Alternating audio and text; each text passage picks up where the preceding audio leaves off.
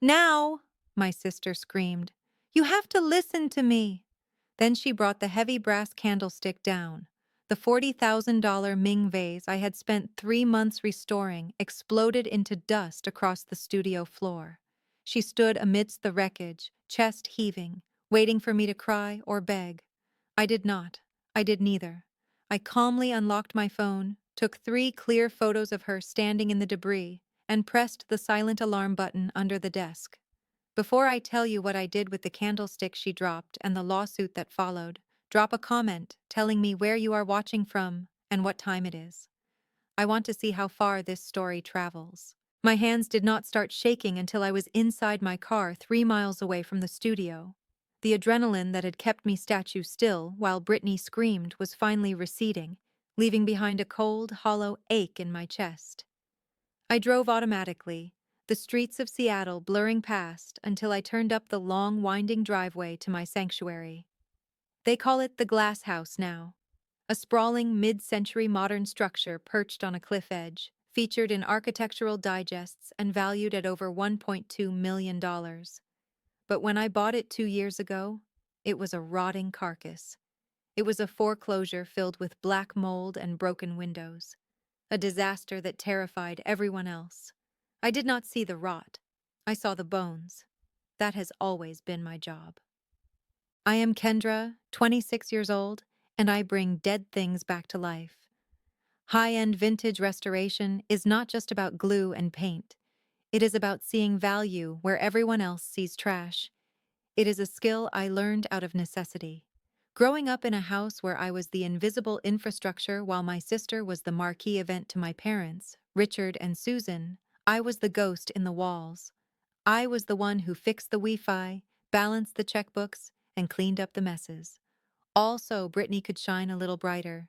I was useful, never celebrated. I parked and walked into my living room, the silence of the house wrapping around me like a protective blanket. I ran my hand along the teak wall paneling I had stripped and refinished myself, inch by agonizing inch. Every surface in this home had my fingerprints on it, not because I wanted proof, but because the process was the proof.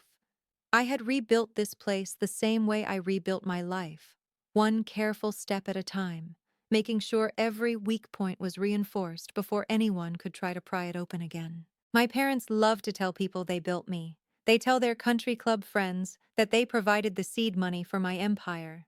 The truth is a ledger they refuse to read.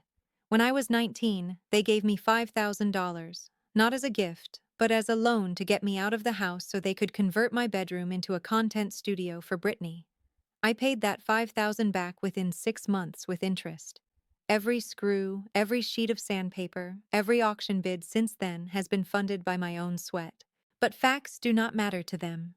In my family, we operate on a different kind of economy. A twisted, sort of narcissistic math. To Richard and Susan, success is a zero-sum game. They believe the universe allocates a finite amount of luck to every family. If I have a thriving business and a beautiful home, I have not earned it through 80-hour weeks and bleeding fingers. In their minds, I have stolen Brittany's portion. I am the thief who raided the family vault of potential, leaving their golden child with nothing but failed ventures and counterfeit dreams. I walked to the kitchen island and poured a glass of water, my eyes landing on the security monitor. The feed from the studio was still active. The police had left. The janitorial crew I hired was already sweeping up the porcelain dust. I zoomed in on the empty spot where the vase had stood. Brittany had not just broken an object.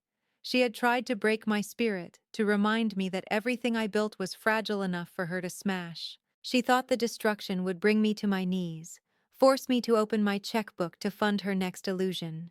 She did not realize that when you spend your life fixing broken things, you learn exactly where the cracks are. And you learn that some things are not worth repairing. Some things need to be swept away so you can build something bulletproof in their place. I had learned that restoration is not only about saving what is damaged. It is also about knowing when a piece is too compromised to keep, and when the smartest move is to preserve your future instead of the past. My phone buzzed on the counter. It was a text from my mother. "We need to talk now." No apology. No question about whether I was okay. Just the demand. I did not reply. I turned the phone face down, took a sip of water, and watched the sun set over the trees. They thought the war had just started. They did not know I had been fortifying my defenses for years. It took exactly 1 week for them to regroup. I spent those 7 days documenting the damage, filing insurance claims that I knew would be contested, and securing my inventory. I did not reach out. I did not ask for reimbursement. I simply waited because I knew the pattern. In a family like mine, silence is interpreted as weakness, and weakness is an invitation to attack. On Tuesday morning, I was in the studio assessing a set of water-damaged Victorian chairs when the front door chimed. I did not look up immediately. I assumed it was a courier. Then I heard the distinctive click of heels on the concrete. My mother's heels. I straightened up, wiping varnish from my hands, and turned to see Richard and Susan standing in the entryway. They did not look apologetic. They looked like generals surveying a battlefield they had already conquered. "This place is a mess," my mother said, wrinkling her nose at the sawdust and the drop cloths. "You really work like this." "I am working," I said, my voice flat. "What do you want?" My father stepped forward, bypassing the pleasantries. He placed a heavy hand on a workbench I had just cleared. "We need to discuss Brittany. She is in trouble, Kendra. Serious trouble." "I imagine she is," I said. "Assault and destruction of property are usually frowned upon." "Do not be dramatic," Susan snapped. "The vase was an accident. She was upset. But this is bigger than that. Because of you, because of the stress you caused her by hoarding your success, she made a mistake." I almost laughed. "I caused her stress by existing." "She felt pressure to keep up," Richard said, his tone reasonable, as if explaining gravity to a toddler. "And in that pressure, she made some errors in judgment with her online store. She sold some handbags that were not exactly authentic. Counterfeit," I corrected. "She sold fake luxury goods. That is federal wire fraud." "It was a sourcing error." Susan's voice rose to a shrill pitch. "She did not know. But now the feds are involved. They are talking about fines, Kendra. Prison time. She is 24 years old. She cannot go to prison." I leaned back against my desk, crossing my arms. "So hire a lawyer." "We cannot," Richard said, his face hardening. "Her assets are frozen. Our liquidity is tied up in the market. We need you to help. You have the cash. We know you do. You just bought that house. You want me to pay for her defense. We want you to fix this," Susan said. "Liquidation. Sell some of this stuff." She waved a dismissive hand at the priceless antiques surrounding us. "Pay the fines, get her a top-tier attorney, help her rebrand. It is the least you can do after everything we have given you." "Given me?" I asked quietly. "You mean the $5,000 I paid back 6 years ago?" "We gave you the inventory," Richard shouted, his calm facade cracking. "Those chairs, that table, that was family property. We let you take it to start your little hobby, and you turned it into a fortune while your sister struggled. You built this on our backs." I stared at him. The lie was so audacious, so complete, it was almost impressive. They truly believed it. They had rewritten history to make themselves the architects of my success, so they could feel entitled to the dividends. They were not asking for help. They were asserting ownership. They were trying to collect on a debt that never existed, using guilt like a crowbar to pry open what they could not build themselves. "I am not liquidating anything," I said, "and I am not paying her legal bills." "Then you are sending your sister to jail," Susan hissed. "You are choosing money over blood." "I am choosing not to be robbed twice," I said. "Get out of my studio." They did not leave immediately. Richard leaned in close, his eyes cold. "You think you are untouchable in your glass house, Kendra. But remember, glass breaks. If you do not help us, we will take what is owed, one way or another." They turned and walked out, leaving the threat hanging in the air like smoke. I watched them go, my heart hammering a frantic rhythm against my ribs. They were desperate, and desperate people do not stop at threats. They escalate. I looked around my studio at the fragile, beautiful things I had spent years protecting. I realized then that a lock on the door was not enough. I did not just need a defense. I needed a trap. I did not sleep that night, but not because I was afraid. I was calculating. Richard was right about one thing. Glass breaks, but tempered glass, the kind I used to protect million-dollar artifacts, is designed to withstand pressure that would shatter anything else. I realized that fighting them with emotion was a losing battle. They thrived on emotion. They fed on guilt and shouting matches. To beat them, I had to stop being their daughter and start being what they feared most, a creditor. I called them the next morning. I did not sound angry. I sounded resigned, the tone of a beaten child finally falling back in line. I have a solution, I told my father. Meet me at the office. They arrived at my warehouse office at noon. Brittany was wearing oversized sunglasses to hide her swollen eyes, looking like a tragic celebrity. Richard and Susan swept in with the air of vindicated monarchs. They sat across from me at the conference table, the only piece of furniture in the room that I had not restored myself. It was cold industrial steel. "I am glad you came to your senses," Richard said, loosening his tie. "We knew you would do the right thing eventually. Family helps family." "I cannot pay the fines directly," I said, sliding a thick leather binder across the metal table. "My liquidity is tied up in inventory, but I can buy the debt." Susan frowned, picking up the binder. "What does that mean?" "It means I become Brittany's investor," I explained calmly. "I will cover the legal fees, the restitution to the defrauded customers, and the rebranding costs to keep her out of prison. In exchange, we form a partnership.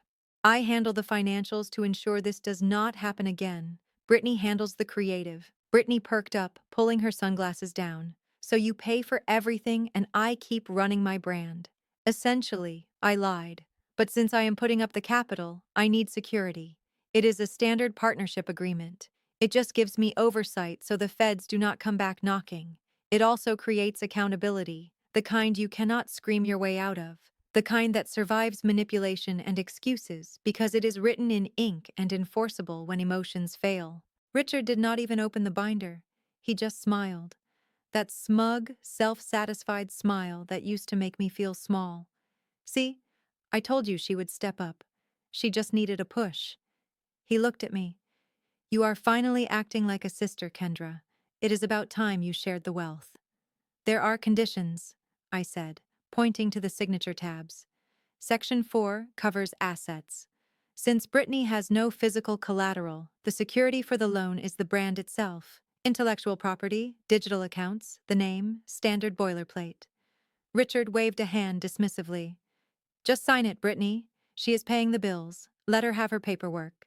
Brittany grabbed the pen. She did not read a single word. She did not see the clause on page 14 regarding the UCC-1 financing statement. She did not understand that by signing, she was not just accepting a loan. She was perfecting a lien against her entire existence. She was legally categorizing her Instagram handle, her website, and her email list as distressed assets collateralized by my money. To them, this was a bailout. To me, it was a deed of transfer.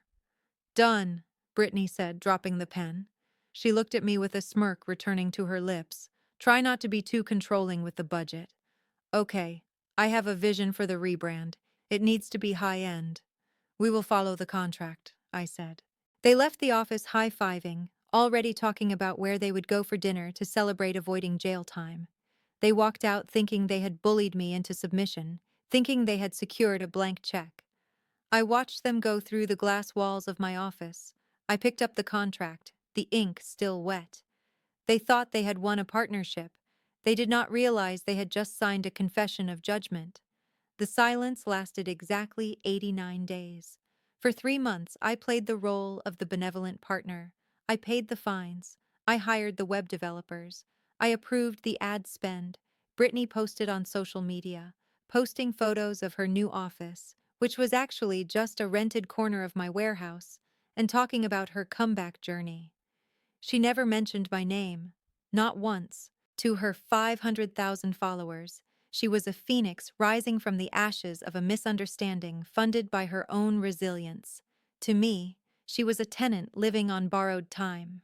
I watched the numbers the way I always did.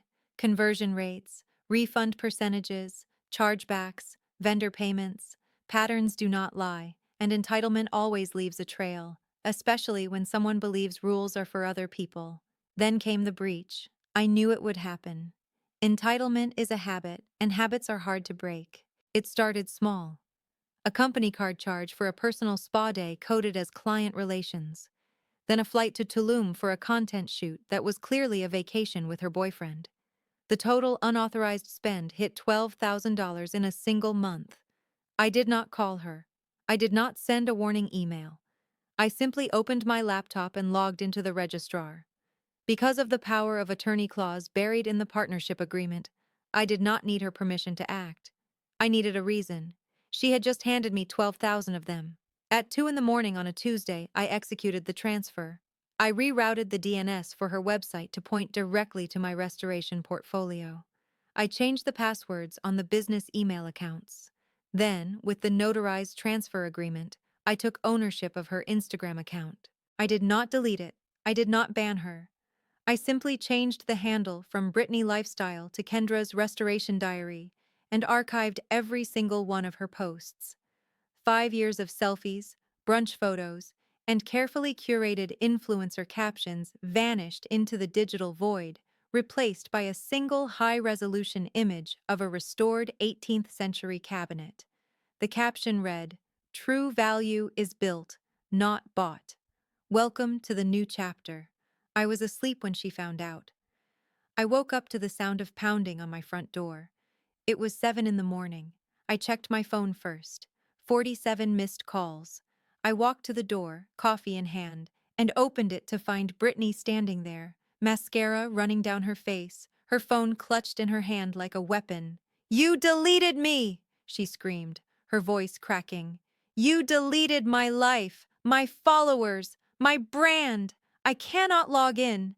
It says I do not own the account." "You do not," I said calmly, taking a sip of coffee. "You defaulted on the partnership agreement."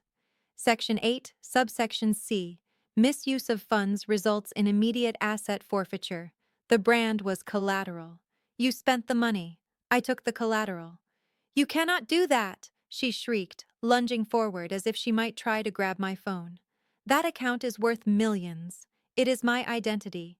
"It was worth millions," I corrected. "Now it is a marketing tool for my restoration business, and judging by the engagement on the cabinet photo this morning, your followers prefer antique wood to your vacation selfies. I will sue you," she spat. "Mom and Dad will kill you. Give it back."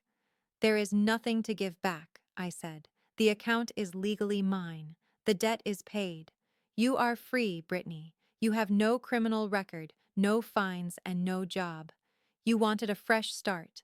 You got one." She stared at me, her chest heaving, realization finally dawning in her eyes. For the first time, she saw me not as the sister she could bully, but as the person holding the keys to her entire world. She turned and ran back to her car, sobbing into her phone, presumably calling our parents. I watched her go, feeling a strange, cold peace settling over me. I had just erased her digital existence with a few keystrokes. It was brutal, it was efficient, and it was exactly what she deserved. I went back inside and got ready for work. I thought it was over. I thought I had won. I did not know that while I was playing chess, my father was preparing to flip the entire board. I locked the office door, certain it was over. Brittany's empire absorbed, her debt erased.